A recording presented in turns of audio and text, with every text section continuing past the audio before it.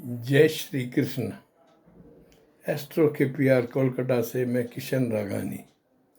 आज मैं आपको बताता हूँ कि हमारे कई जातक है परेशान होकर आते हैं, हमारे घर में ये है वो है ये है वो है।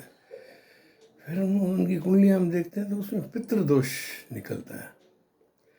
और साधारणतः पितृदोष ऐसे सामान्य समझ के ज्योतिष उपाय दे देते हैं, नहीं, लेकिन क्या है, असल में पितृदोष एक बहुत बड़ी समस्या है। ये विकट समस्या है। जिस जातक की कुंडली में दिख जाए ना, तो हम लोगों को सतर्क होना चाहिए कि भाई कैसे है। ये मैंने अपनी येलो बुक ऑफ एस्ट्रोलॉजी में इस स्टडी को अच्छी तरह से लिखा है। उसमें ये लिखा गया है, पितृदोष आपके परिवार का डीएनए ट्रांसफर है। आपके पूर्वजों ने जो कार्य किए, आपके घर वालों ने जो किए, अब आप जो कर रहे हो, तो आने वाली संतानों के डीएनए में वो चीज़ें आती हैं। समझिए, जो पीढ़ी दर पीढ़ी पूर्वजों के कर्मों को परिवार के वंशजों को भुगत कर हिसाब चुकाना पड़ता है। महर्षि भृगुवचन है, लालची सब पितृदोषों का डीएनए है। पितृदोषों के उपायों के साथ जब तक जातक अपने विचारों को सुधारने का उपाय नहीं करेगा, अपनी सोच को सुधारना पड़ेगा, नहीं तो कोई उपाय काम नहीं करता है। आप लोग कहते हो गुरुजी हमने उपाय कर लिया, अरे कर लिए, कौन सी मेहरबानी। आप उस ग्रह के पास समर्पित होकर उसको विनती करो और लगातार करो। 2 महीने तक उपाय करो। लाल किताब वाले इसलिए हर जो उपाय ना 43 दिन बोलते हैं, लेकिन ये 2 महीने तक वेट करना चाहिए, फिर उपाय करते हैं जलवा। और ऐसा ही रास्ता दिखाते हैं कि आपकी हैरत हो जाएगी कि ये गुरुजी ये तो कमाल हो गया, ऐसे होता है। ठीक है, तो ये मैं बताऊँ, पितृदोषों को ग्रह के अनुसार कारण होती है। माना आपकी कुंडली में वही पितृदोष के कई तरीके होते हैं। खास तौर से जो मेन 4 है ना, वो मैं आपको बता रहा हूँ। वो हमें आपकी कुंडली हाथ में लगते ही मालूम पड़ जाता है। पहला पितृदोष होता है बृहस्पति द्वारा दिया हुआ, गुरु महाराज की तरफ से दिया हुआ। जो परिवार अपने माता पिता की सेवा नहीं करते, उनसे पीछा छुड़वाने की मंशा रखते हैं, भाई ये माता पिता का मुसीबत पड़ गई, बुढ़ा रोंग घेर के बैठा है, माना ये सोचते हैं। सब ऐसे नहीं होते हैं, लेकिन कलयुग का परिवेश है, ऐसी सोच हो सकती है। वो अपने माता पिता को सम्मान नहीं देते हैं, उनकी सहायता तक नहीं करते हैं, और वो अपने सामर्थ्य अनुसार गलतियां करता हुआ ऐसे ऐसे बुजुर्ग निकल जाता है। ठीक है, तो ये जो पितृदोष होता है वो बृहस्पति बताता है कि आपके बच्चों में या आपके माता पिता में या पूर्वजों ने अपने माता पिता की ठीक से सेवा और उनसे वो पूरा ध्यान नहीं रखा। तो वो जो पैदा होता है ना बच्चा उस घर में, उसकी कुंडली में पितृदोषों क्या आता है, वो अवांछनीय घटनाएं होना शुरू कर दी है। फिर वो बच्चा तो भुगतता है, लेकिन उसके माँ बाप सब। तो फिर हम उनको कहते हैं कि भाई आप पितरों से क्षमा मांगो। भाई दक्षिण दिशा में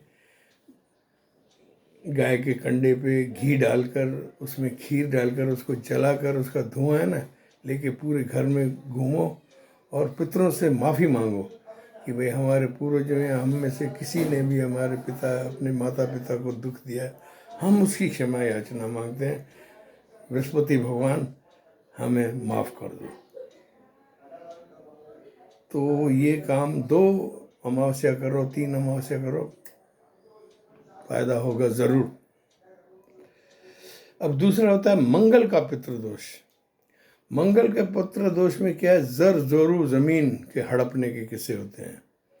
भाई आपके पूर्वजों ने किसी की वाइफ के साथ एक्स्ट्रा मैरिटल कर लिया, या आपके पूर्वजों ने भाई कोई ज़मीन हड़प ली किसी की, या किसी को पैसा लेकर और उसको धोखा दे दिया।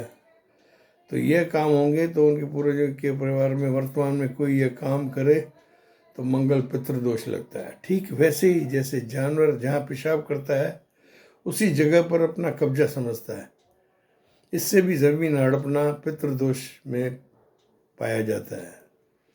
वरना जानवर है ना, जहाँ पेशाब करता है कहता है ये ज़मीन मेरी होगी। तो ऐसे आदमी क्या है, दूसरे की ज़मीन हक हक खाते हैं। लेकिन क्या हक मौजूद होता है, सदा मौजूद होता है। महर्षि वराम, फिर नारद मुनि, श्री कृष्ण भगवान, ब्रह्मा जी, वेद व्यास, जेमनी, माना लाइन लग जाएगी। आज तक के हमारे जो गुरुवर हैं सब ने बताया कि ये जानवरों वाला बर्ताव मत करो। ये ऐसे घरों में फिर मंगल के पितृदोष के बच्चे आते हैं, फिर वही पूजा करनी पड़ेगी। तीसरा होता है शनि पितृदोष। ये पितृदोष उन पर लगता है जो ईर्ष्या करते हैं, जेलस होते हैं। पड़ोसी का बंगला हो गया, दुकान हो गई, गाड़ी हो गई, हमारी नहीं हुई, उन पर दोष लगाते हैं, उनसे कटुता रखते हैं, उनसे दुश्मनी का बर्ताव रखते हैं।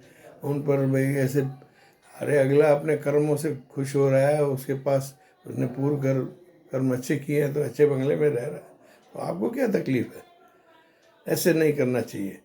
तेज व्यापार चल रहा है तो उसको देखकर आप जल जाओ किसी का।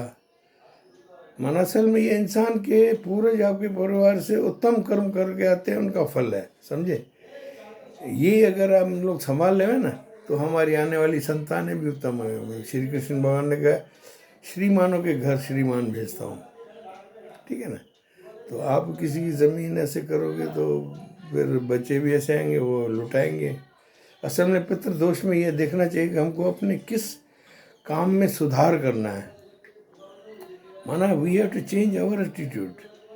खुद बदलेंगे जब जग बदलेगा।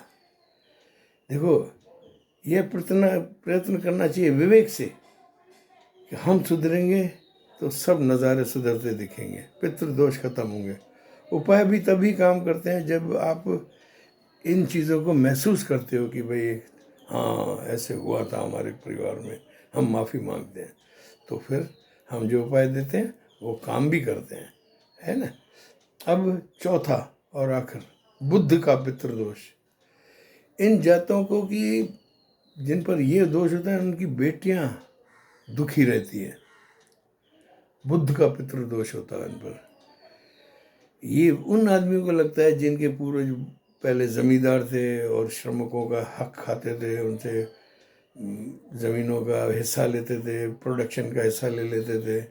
या कोई इनका पूर्वज कोई income tax officer, sale tax officer, या कोई एंटी करप्शन में हुआ, उसने धन की मोटी मोटी रकमें खाई हुई होती हैं। तो ये क्या है, संसार में एक बहुत सुपर कंप्यूटर लगा हुआ है ऊपर। आप ये मान के चलो कि भाई कर्मों का फल मिलता ही मिलता है। आप भले खुश हो जाए भाई हाँ आज, अरे कोई बात नहीं, छापे में 2 करोड़ निकले ना, 4 करोड़ और पड़े, अरे सब पड़े हैं, वो सरकार नहीं देख पा रही है, ऊपर की सरकार तो देख रही है ना, जो दरबार हक है, दरबार हक तो देख रहा है ना। तो आप लोग इस चीज़ का ध्यान रखो कि भाई कोई आदमी फंसा तो उसको पकड़ के मुर्गा फंसा, ये करो तो करूँगा, नहीं तो नहीं करूँगा, टेबल के नीचे ये पहुँचाओ वो पहुँचाओ। नो, इसमें भी आपको विवेक धारण करना है। नहीं तो आपके परिवार की जो बेटियां होंगी ना, वो ऐसे परिवारों में जाएंगी, वहाँ से दुत्कार के आएंगी, या बांझ पैदा होगी, बेटियां ही बांझ पैदा होगी जिनके बच्चे नहीं होंगे, तो आपके लिए सर दर्द। वो क्या है, आपके पूर्वजों ने ऐसे काम खराब किया था, रिश्वतें खाई थी, दूसरों का हक खाया था, श्रमिकों की मेहनत खाई थी, श्रमिकों की पत्नियों के साथ भी विचार किया था। तो ये चीज़ें करते हैं ना, तो उनको सब देखते हैं। हम ज्योतिषियों को ये दोष है ना युक्तियों में से मालूम पड़ जाता है। भैरव के साथ, राहु के साथ केतु है, मंगल है, गुरु है, बुध है, शनि है, वहाँ से हम निकाल देते हैं। असल बात मैं बताऊँ आपको, सीधी सी बात है, किसी की भी बद्दुआ मत लो, चाहे छोटा बच्चा हो, बद्दुआ मत लो। क्या है, उसमें आत्मा का वास होता है। माना पूरी दुनिया एक कुटुंब है, माना सब में एक ही आत्मा का वास है। आप ये सोचो कि फकीर का बच्चा है, वो रो रहा है, उसको आप लात मार दो। तो ये चीज़ें आप ध्यान रखो। पितृदोष से कमाया हुआ धन होता है ना आपका, आप तो खाते नहीं हो, डायलिसिस पे जाके मरते समय तक सांस अटकी हुई होती है, खा नहीं सकते हो, और पीछे जो बच्चे आते हैं उनको भी हासिल नहीं होता है, वो लूट जाते हैं, उनको भी लूटने वाले मिल जाते हैं। आपके हराम की माया प्राश्चित की छाया है। राहु पितृदोष का प्राश्चित की छाया है, मायावी राहु। आशा है आपको ये मेरा संज्ञान समझ में आया होगा। आप अपने आचरण में, अपनी लाइफ में ऐसा करो कि भाई मुझे कोई सुपर कंप्यूटर देख रहा है ऊपर से। सीसीटीवी होती है ना, ऊपर भी सीसीटीवी है बहुत तगड़ी, तो आप उससे बच नहीं सकते हो। ठीक है। अच्छा, हम इलाज बताते हैं, फिर हमें कहते हैं गुरुवर। भाई गुरुवर क्या करे, आपको इलाज बताया तो आप उसको फील भी तो करो। जब धुआं घुमाओ घर में तो उनको कहो कि हम माफ़ी मांगते हैं अपने पूर्वजों की। गीता के 9वें अध्याय को पढ़ के उसका छींटे मारो, ये सब करने पड़ते हैं। वो हम जैसे बताते हैं, इनका जो पितृदोष किस तरीके का है उस तरीके से उनको उपाय देते हैं, वो करने से आदमी छूट जाता है। ऐसी बात नहीं है। आशा है आज का संज्ञान आपको कुछ पसंद आया होगा और आपके ज्ञान चक्षु खुले होंगे। इसमें मतलब हमें अपने आचरण पे पूरी नज़र रखनी चाहिए। जहाँ हमारी नज़र है ना, वहाँ उसकी भी नज़र है। दाता आपको सुखी रखे। आशा है आपको पसंद आया होगा संज्ञान। इसको लाइक करें, ठीक है। God bless.